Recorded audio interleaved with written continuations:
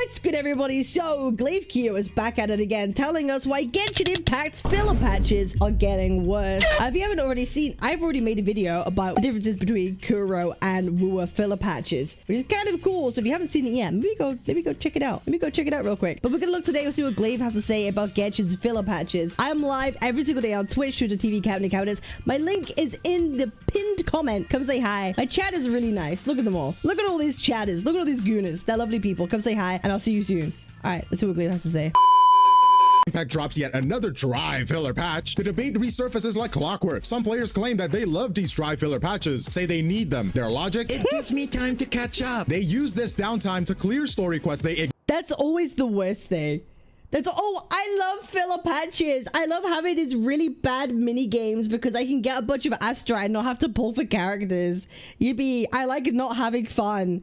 Guess what? You could have a patch without a main story that's still engaging and fun. Isn't that crazy? You could still do it and have it be engaging and nice to do. Filler patches is not an excuse for devs to be lazy, especially when you make over $1 billion in revenue every year. Ignored for months, finish exploring the 75% of the map they barely touched, or finally build that character they pulled 6 banners ago but never actually used. But then there's the other side. The people looking at this argument and going, hold on, you're celebrating the fact that a game has nothing to do. That's not a feature, that's a problem. Because if the best thing about a patch is that it lets you ignore it, what does that say about the state of the game? This isn't just a casual debate, it's a fundamental question about game design. Are these dry patches actually beneficial to the player's experience, or are they just a symptom of creative stagnation? Because it's definitely a symptom of like a creative stagnation, because you could definitely do follow-on big like side stories. You could do like side stories that expand upon the worlds that you've already been to. Do you know what? I kind of like what Honkai Star Rail did. Hear me out on this. Okay, hear me out. After Penacony, when we went back to the Lawfu, okay, 2.4, I actually thought 2.4 was a really good quote-unquote filler patch. Like, the whole quest with Hule was really interesting, going into the shackling prison, like going back to do things in areas that we hadn't seen before, give us kind of a new area. I actually quite liked that. And it wasn't like quote-unquote a main story patch. But doing stuff like that in between the big new zones, I think is cool. Going back and expanding upon the world we've already been to is always a positive, and we should be doing that. We should be doing more of that, 100%. Have to ask, is Hoyoverse giving players breathing room, or are they just running out of ideas? Let's break it down. First of all, I'm not a game developer yet. I don't work for a gaming company yet. But come on, how hard is it for Hoyoverse to make a decent patch? This is the same company that shamelessly lifts ideas from other games and anime, waters them down, and calls it a day. They have the money, the resources, and the industry dominance to make every patch at least solid. So why are we still getting filler, and why are you still liking it? And let's not act like this is a new issue. I think this is where, like, if we're defining filler by not having a main story quest, is that what we're defining it as? It's really difficult because I don't expect huge main story quests every 30 days. Right? If we think how long a patch lasts, like how long a patch over the course of a whole patch, I don't expect devs to make huge patches of that all the time, because at the end of the day, when you have a live service game, the point is you always want people to log in every single day and play their game. However, just because people log in every day doesn't mean they always do the main story quests. And if there is continuously main story constantly, and it gets to the point, right, but people might not have caught up with the main story, do you know what's going to happen? More and more people are not going to be caught up to the current point of the main story. Really, if we think about it, right? I'm trying to play devil's advocate here and try to think of a reason why you don't have main story every single patch. Because if there's too much, people don't always play it as soon as it comes out. It takes time. Right? It takes time. So if they keep pumping it out consistently, maybe they're worried that people be like, oh, there's so much story to get through. I don't know if I think I'll even bother in starting to. Maybe that's what they're trying to think. And maybe they want to pad it out to give people time to catch up on the content that they have released. That's what I'm trying to think. Maybe that's something that they try and do potentially. But at the end of the day, it's still a weak argument. By the way, the pattern has been obvious since launch. Every new region gets a big Archon quest from point 0 to point 3, and then we hit Lantern Rite as a nice little distraction, right? And then 3 to 4 months of nothing. No meaningful story, no substantial content, just events that feel like the developers opened a Google Doc labeled recycled gameplay ideas and picked one at random. In Inazuma, it's the same cycle. In Sumeru, it's the same cycle. In Fontaine, is it the same cycle? Wait, hold on, something might change here. No, it's the same cycle. Again, and again. And now with island on the horizon, are we really just going to sit here like good little boys and accept this as normal? Let's put it in perspective. Genshin Impact is $1 billion game. $1 billion.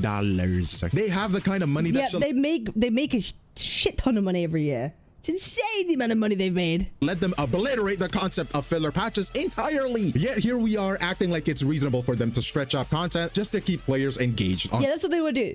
They create the filler quote unquote dead patches. Then they go give Hawkeye Star Rail a big boost. Like, oh, Hawkeye Star Rail's got a big patch coming out. Maybe you should go play that instead. Oh, Zenless Zone Zero just came out with 3.4 or 1.4. Maybe you should go play that instead. Yeah, that's kind of how this works, right? They have dead patches, so you get bored enough to go play one of their other patches and catch up on their content.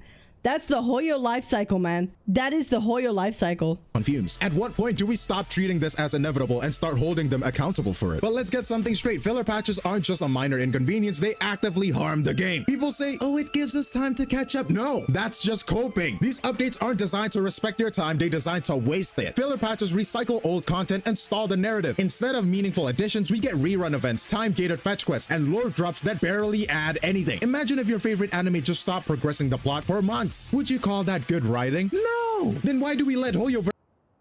But at the same time, animes don't release... Well, unless you're fucking One Piece. These days, animes don't release new episodes every single week. When they used to do that... This is where I can't disagree with Glaive. When they used to do that, they actually had to literally create filler episodes. Because they had to release content constantly. So I don't know if I entirely agree with his point there, because literally if animes did that, we would get filler episodes that no one cares about. To be honest. But again, Hoyo has no excuse because they have all the money or the resources in the world to actually make good content. Whereas anime is a physical thing that takes actual time, like a lot of time to do, that takes a lot of effort from a lot of people. First, get away with it. Oh, it's because it's an anime. It's not a gacha game. You don't understand. No, you don't understand, Sip Steven. Stop defending your billion-dollar company. Hold them accountable. These dry patches lead to creative stagnation. When the game goes silent, players stop logging in, momentums die, and the engagement drops. There's a reason people joke that Genshin is in maintenance mode half the time. If nothing interesting happens, why should players care? Low-effort patches compromise quality. If mediocrity becomes the standard, it spreads into everything. Storytime. Genshin is that one game that I will play once a year. Not even kidding. Genshin I will play once a year, do all the main story, look at my characters for a bit, and then wait for the next year. I'm not even kidding. Maybe I'll play it for a week or 2 weeks or a month of a year, and then move on. Because there's no point. I will always wait until after all the main story patches are out. Piling mid, combat mid, events mid, even the character designs mid. If Hoyoverse can push out bare minimum update and still make millions, what incentive do they have to innovate? You Genshin players deserve high quality patches, not placeholders. Genshin is one of the top games in... Bro, this shit makes me so sad. This dumbass little children's mobile platformer. They put a mobile game in the mobile game. They put a mobile game in the mobile game and called it an event. I'm crying. Its genre. That means expectations should be higher, not lower. With the money and influence Hoyoverse has, there is no excuse for them to operate like a struggling indie studio. If filler patches are their norm, it's not because they have to be, it's because they choose to be. Better updates keep the community engaged. People don't log in just to exist in the game. They need content that actually adds value. New stories, mechanics, and something to look forward to. That is not a radical demand, that's just basic game design. And let's be clear, not every patch has to be a game changer, but if $1 billion company can't even guarantee that their off patches would still be good, what are we even doing here? But you might need receipts, so let me give you one. The newest Genshin update, the Genshin 5.4, is what happens when a game stops trying. Actually, they stopped trying a few while ago, but now it's getting... But you have cool, pretty locations, and they have a new character called, what's it? Yume Mizuki, which we have nicknamed her Wet Wet Dream. That's a... What do you mean? It looks like the best patch I've ever seen. Don't you know they have co-op Spiral Abyss? I just don't care. I don't care about... Bro, minigames in Genshin, I would rather do anything else. I would rather play Temple Run on my Samsung Galaxy S2 mobile. On my anyone remember that? My Samsung Galaxy Tab from 2010. I'd rather play Temple Run 2 or normal Temple Run. Bro, I remember being on the back of the school bus with my friends, We're all there Bluetoothing songs to each other, playing Temple Run. Bet.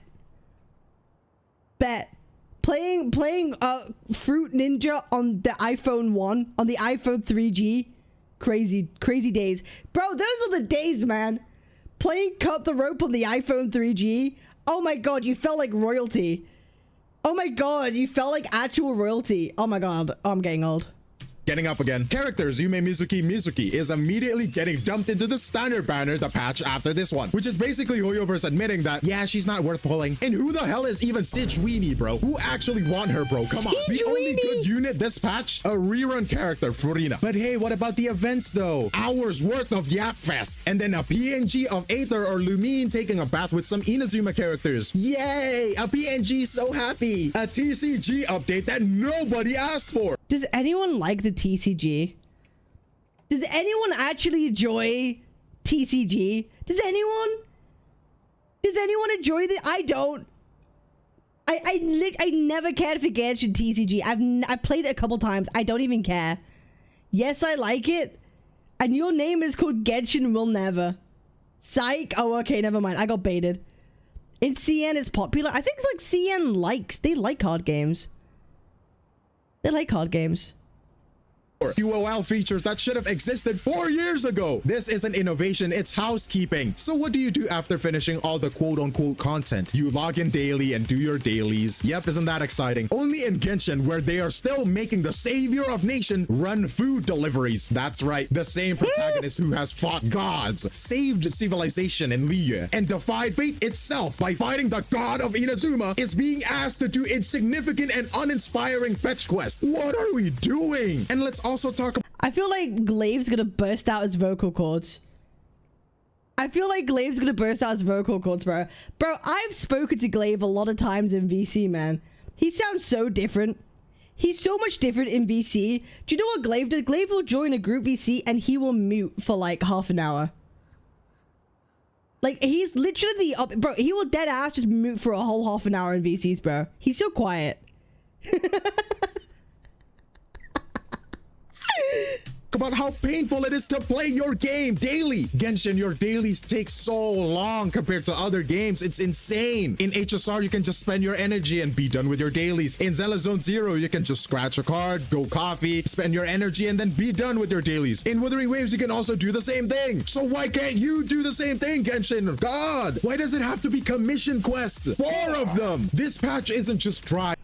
Oh, this makes me sad. The mobile game in a mobile game. Oh, the mobile game in a mobile game. It's a wasteland, and people are defending this. Why? You know what? I know the answer. It's because we've been trained to expect mediocrity. They are treating you like dogs. They're telling you to sit, roll over, take this filler patch, take this filler patch, take this filler patch. Oh, somewhere along the way, players decided that, well, at least it's better than nothing.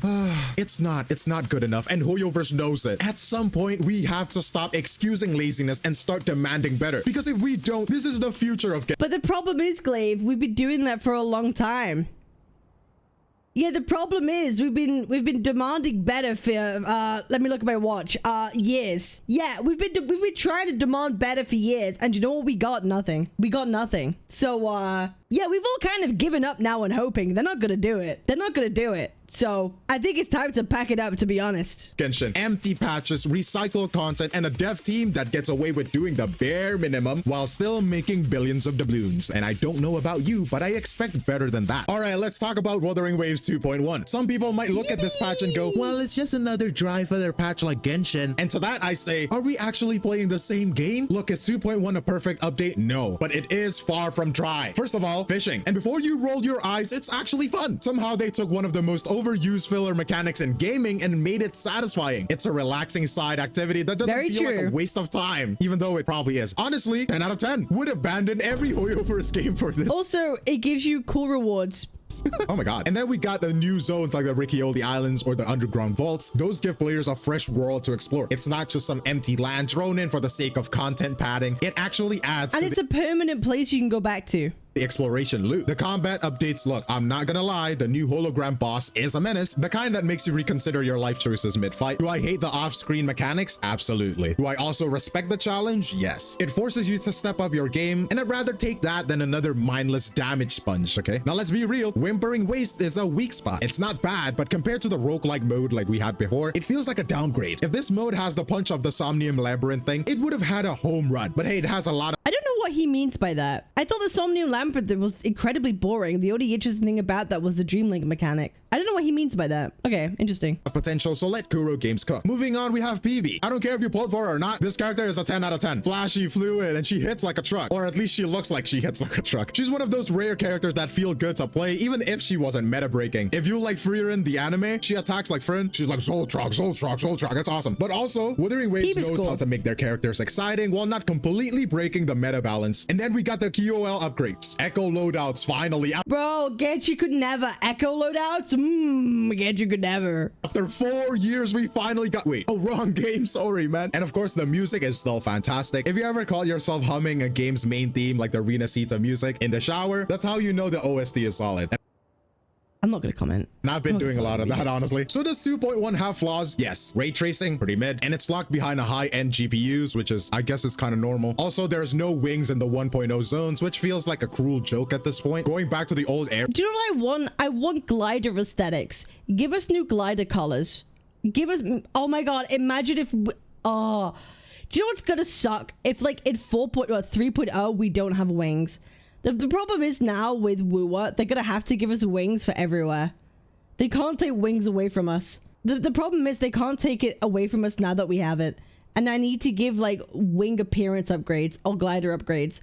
Or if it upgrades your glider, you also get like the same kind of wing look. Oh my god. areas without the wings feels like moving through mud, and at this point I'd rather fast travel everywhere than deal with the agony of Free 2.0 movement. But here's the thing, I think what I'm gonna do low-key is I'm gonna make my own wing designs and put them on Rover and then post them and start a movement to get wing designs. With these issues, it's still an 8 out of 10 update. It's still good. This isn't a patch that just keeps the game on life support. It's a functional, engaging update and actually gives players something to do. If this is Wuthering Waves on an off patch, a filler patch, I'd take it over Genshin Impact's entire yearly content cycle. Here's the thing, filler patches don't have to be bad. When done right, they can actually improve the game. But that only happens when a developer actually listens to feedback and put in the effort. So happy when he comes out. A few key things happen. First, the game becomes more polished, addressing issues, refining mechanics, and fixing bugs means that when the next major update drops, it is built on stronger foundations. It is the difference between a well-maintained house and one— Wing doesn't carry the intimacy level rewards? Maybe. Do you know what? One thing I actually don't mind about Genshin, I don't mind the reputation rewards. And by the end of it, you get like a set of wings. I actually don't mind that. It's something to grind for. That isn't like terrible. I kind of wish Wuwa had something similar. Like, oh, the reputation with this sentinel, the reputation with that sentinel. And then, like, you can get wings. So I actually wouldn't mind that. I wouldn't mind that at all. And you get wings for Raguna, wings for Huanglong. That'd be cool.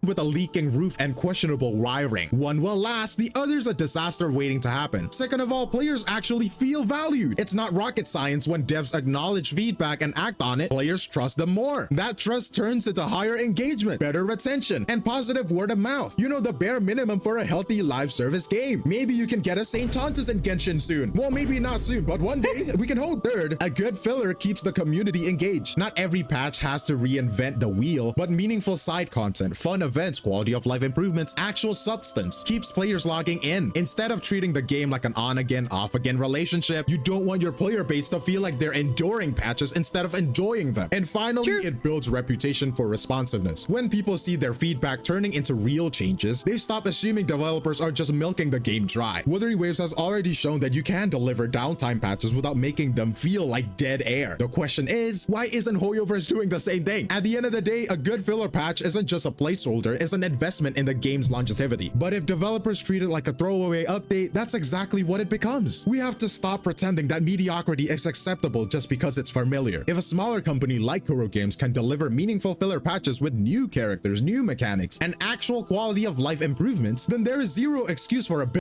Like, despite the fact that we already had an exploration quest in 2.1, which I thought was kind of like mid, it was fine.